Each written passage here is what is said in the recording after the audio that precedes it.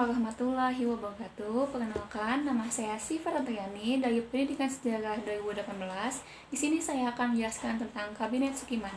Nah, sebelum menjelaskan Kabinet Sukiman, kita harus tahu nih apa latar belakang dan biografi dari kabinet tersebut.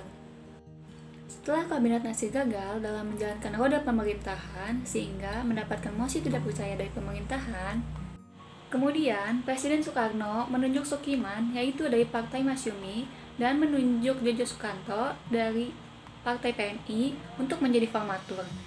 Lalu kabinet ini lebih dikenal dengan Kabinet Sukiman. Sukiman Wirjo Sanjojo adalah tokoh politik dan pejuang kemerdekaan Indonesia yang lebih dikenal dengan tokoh Masyumi. Beliau lahir di Sewu, Solo pada tahun 1898. Kabinet Sukiman merupakan nama kabinet yang terjadi pada masa Indonesia yang menganut sistem demokrasi liberal atau parlementer. Kabinet Sukiman ini berlangsung pada tanggal 27 April 1951 sampai 3 April 1953. Nah, adapun program-program dari Kabinet Sukiman sendiri, yaitu yang pertama, menjalankan berbagai tindakan tegas sebagai negara hukum untuk menjamin keamanan dan ketentraman serta menyempurnakan organisasi alat-alat kekuasaan negara. Yang kedua, membuat dan melaksanakan rencana kemakmuran nasional dalam jangka pendek untuk mempertinggi kehidupan sosial ekonomi rakyat dan mempercepat usaha penempatan bekas perjuangan dalam pembangunan. Yang ketiga, menyelesaikan persiapan pemilu untuk membentuk Dewan Konstituante dan menyelenggarakan pemilu dalam waktu yang singkat untuk mempercepat terlaksananya otonomi daerah. Yang keempat, menyiapkan undang-undang pengakuan serikat buruh, perjanjian kerjasama, penetapan upah minimum, dan penyelesaian pertikaian buruh. Yang kelima, menjalankan politik luar negeri bebas aktif. Dan yang keenam, yaitu memasukkan Irian Barat ke dalam wilayah Republik Indonesia secepatnya.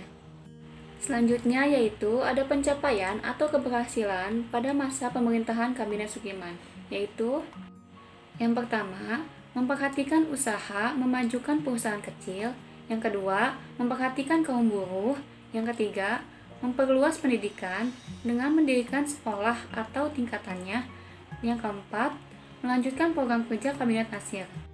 Nah, selain ada pencapaian atau keberhasilan pada masa Kabinet Sukiman, ada pun kendala atau masalah yang dihadapi oleh Kabinet Sukiman sendiri, yaitu yang pertama, adanya pertukaran nota keuangan antara Menteri Luar Negeri Indonesia dan Duta Besar Amerika Serikat.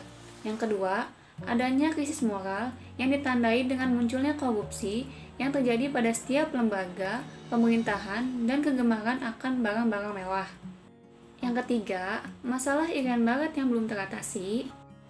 Dan yang keempat, yaitu hubungan Sukiman dengan militer kurang baik, dengan kurang tegasnya tindakan pemerintah menghadapi pemberontakan di Jawa Barat, Jawa Tengah, dan Sulawesi Selatan.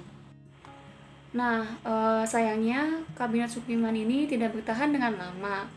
Masalah utama yang menjadi penyebab runtuhnya Kabinet Sukiman ini adalah pertentangan antara Masyumi dan PNI atas tindakan Sukiman sehingga mereka menarik dukungannya pada kabinet tersebut.